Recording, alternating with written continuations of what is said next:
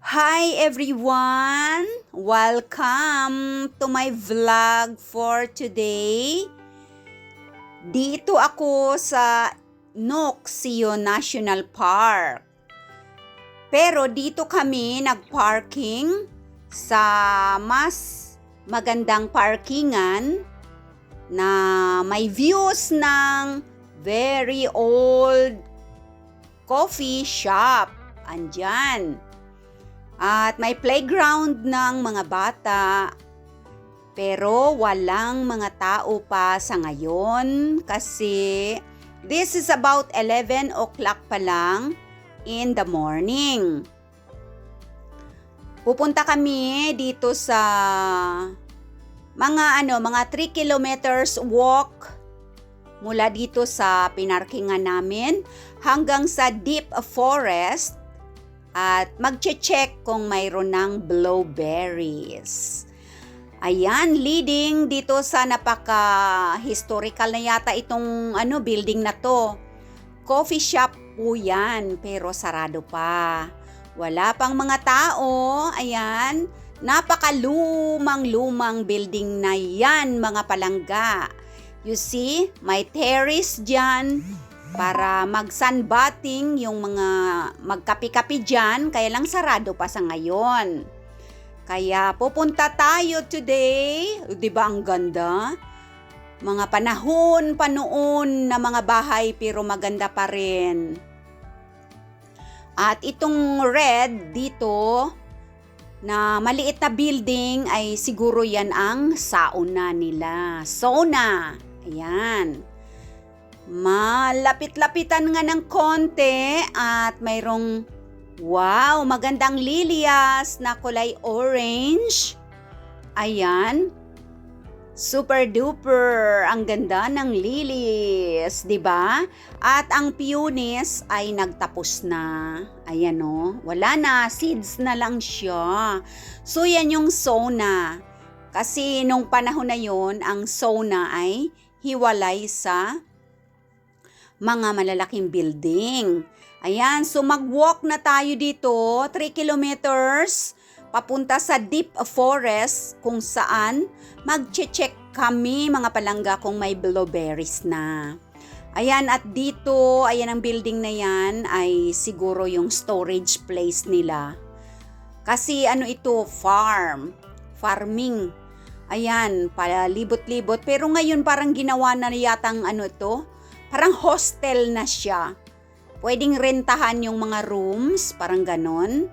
At ito ay ang mga nature flowers. Ayan, pinkies, purple, white, yellow. Ayan, sari-saring mga kabulaklakan ang makikita dito sa Finland nature kapag summer season. Pero pag winter, wala yung mga yan kasi snow everywhere lang kami rito. So dyan, sa itaas naman ay may terrace. Ayan, pwedeng magkapi-kapi dyan sa terrace na yan. May mga upuan dyan. Habang ikaw ay nakatanaw-tanaw sa green fields. Surrounded itong areas na ito. At iyan naman ay ang grill place. Hindi yan yung storage before na hostel na ngayon. So ayun ang terrace, may mga upuan, may lamesa yan doon. At dito na tayo, yan, may mga tao dyan. Diyan, magpapaapoy ka dyan kasi proper grill place lang dito. Oh, ayan, ang mga kahoy na pang gatong dyan, ready na yan. O, biyak-biyakin mo na lang, syempre, para ikaw ay makapag-grill ng iyong daladalang mga sausages at kung ano-ano pang mga baon. At entering na tayo dito sa fields. Ayan, green grass at home. Diba? Oh. Okay, take a picture for a while bago lisanin ang place na ito. Dahil mamaya pagbalik ay dire-diretso na tayo sa sasakyan kasi napakainit. Alright, so here we go mga palangga. Ayan ang green fields. Ayan. Andun, mga nakabalot na ang mga damo-damo para sa mga animal sa winter season. O dito, ang Nuuksio ay napakalawak, napakalapad na park dito sa Espoo. At itong area lang na ito, ang aming dinaanan ngayon kasi pwede kang pumunta at magparking sa iba't ibang bahagi ng Nuuksio. Kasi dito ay mas easy na maglakad papunta sa deep forest para mag-check tayo ng blueberries. Ayan, at bago ka mag-enter, ayan, mayroong mga karatula dyan at mga places kung ano ang pwedeng makita at mapuntahan dito sa Nuuksio Park. Dito rin matatagpuan ang hidden cairn, yung butas sa bato noong panahon na ang bumutas ay yung ice, mountain ice, parang ganon. So this is the lake now. Pwedeng maligo dyan. Very clean ang water, pero cold, syempre.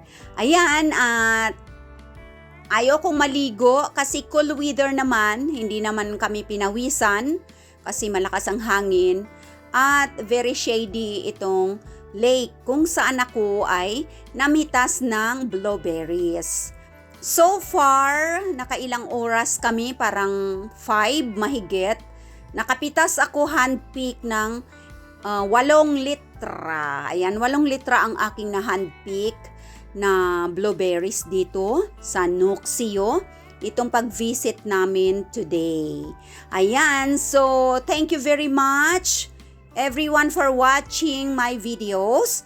Don't forget to hit the like, share, and subscribe. Thank you members and all of you guys watching my YouTube channel. Till my next video. Thank you so much. Ayan ang blueberries. Bye-bye.